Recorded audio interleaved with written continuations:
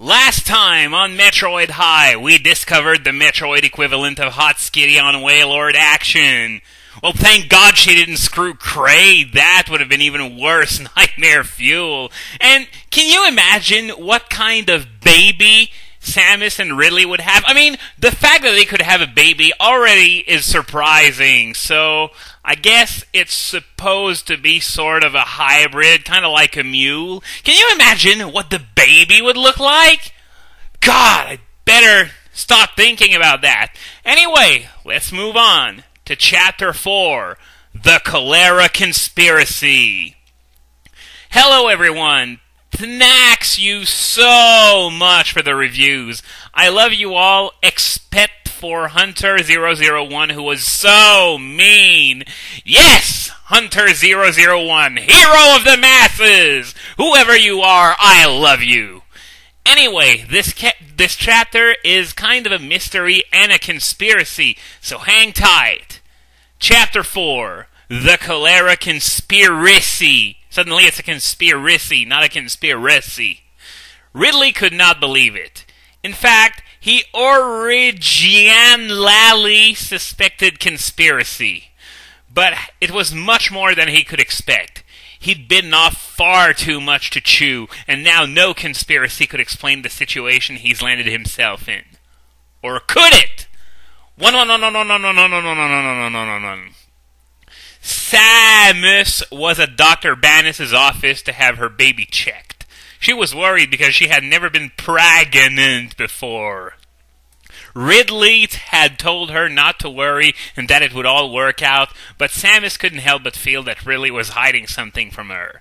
Little did she know that there was a surprise on the Horizon. Yeah, Horizon! Rejected design for Virizion. Haven't you ever heard of it? Anyway, Samus, there is a problem Dr. Bannis addressed. Samus was not amused. What is it? Samus cautiously gandered. Gandered? Isn't that supposed to mean something else entirely? Ah! Screw it. You all know how it works by now. It seems that there was a repercussion of your sins, Dr. Bannis scolded. Dude, you're a doctor! I don't need you to be a judgmental bitch or shove your religious beliefs on me. Just tell me what's wrong and help me with that. Samus was shocked by the lack of religious toleration in the establishment. Yeah, no bad fanfiction would be complete without political commentary. What seems to be the issue? Samus countered as she narrows her eyes. I don't know how to say this, but you've got... Samus held her breath and could not believe what she heard next. It was a tragedy in the making, and she was the protagonist.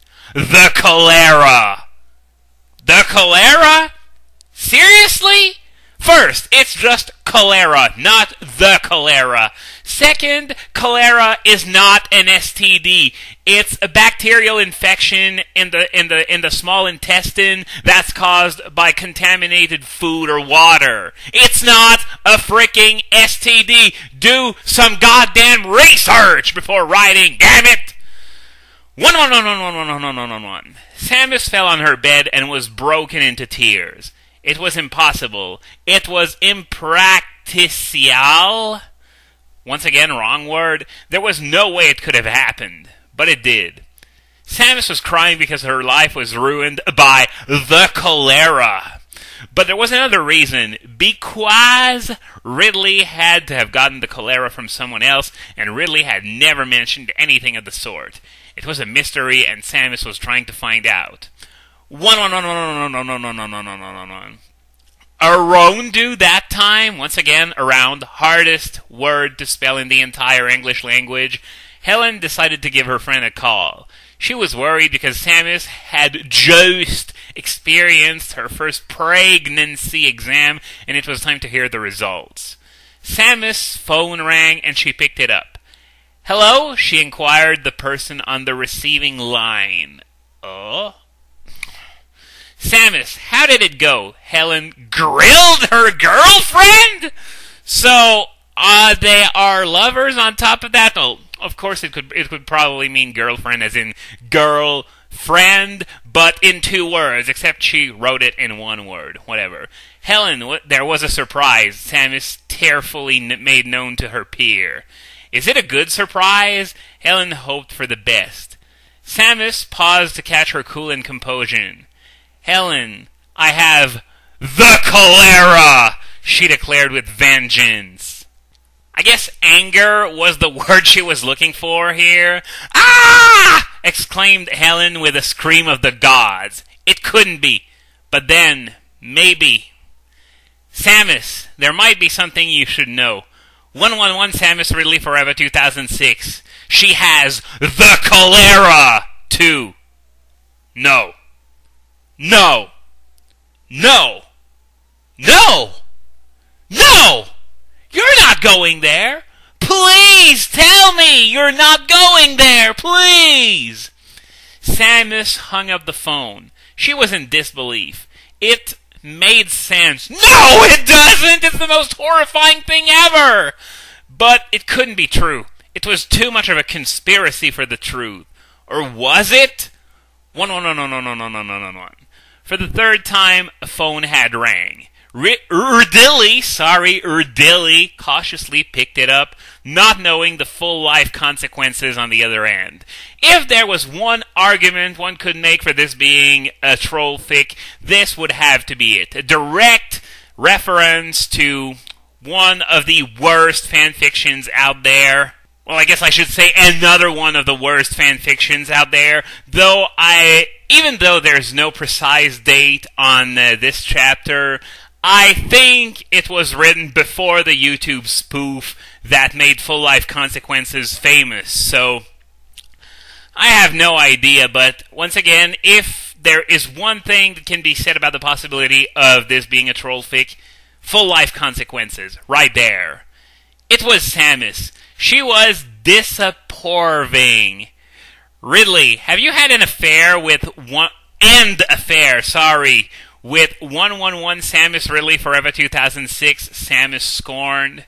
Ridley was backed into a corner. It was time for this conspiracy to be brought to an end. Oh my god, it feels like a train wreck is about to happen and I just don't want to watch. But I have to. Samus, a long time ago, before you and I were a pair, 111 Samus Ridley Forever 2006 and she went there. She really went there. Remember what I said before about this not being the worst self-insert I'd ever seen? I take back every word I said about that. Sure, Mage Knight 404 is creepy and disturbing in every conceivable way, but at least he didn't ship himself with a giant pterodactyl monster thing. I mean, pairing up a fictional character with said giant pterodactyl monster thing is one thing, even though Ridley was the cause of everything that was wrong in Samus's life. He killed her parents, destroyed her home planet, and just did nothing that would redeem himself in her eyes. That's one thing. But having an avatar of yourself, fuck, Ridley, that is just, oh my god. And you thought Chapter 3 just did everything in the way of being creepy, disturbing, and in bad taste. Well, you were wrong if you thought that, because it got worse. I promised it would be pretty nasty, and there you go. A self-insert. Screwing Ridley. Why did she think this was a good idea? This is horrifying! Oh, let's move on. Samus was embarrassed. Really? You should have told me! Now I have the cholera! I can't believe you! Side-splitted Samus? Really? Side-splitted Samus? My sides are splitting from reading that crap. I was too much to handle. If I indeed refers to 111 Samus Ridley Forever 2006, then I guess this was accurate. This was probably the most accurate typo ever. In fact, Samus, I started real deep before he was cut off by his scorned girlfriend. Save it, Samus delivered with dark passion. I need time. Time. Sorry that it was kinda a short chapter. Well, I'm thankful for it being a short chapter. You just paired yourself up with Ridley! But I have big surprises coming soon. You talk about surprises? Really? Because nothing would surprise me after what I just read. By the way, I'm looking for people as secondary characters in the next few chapters. If you want to be included in the story, just send a review and put the name that you want me to use in the story. So, what I hinted at in Chapter 3 about finding a new way for this fanfiction to suck, this is what I was referring to.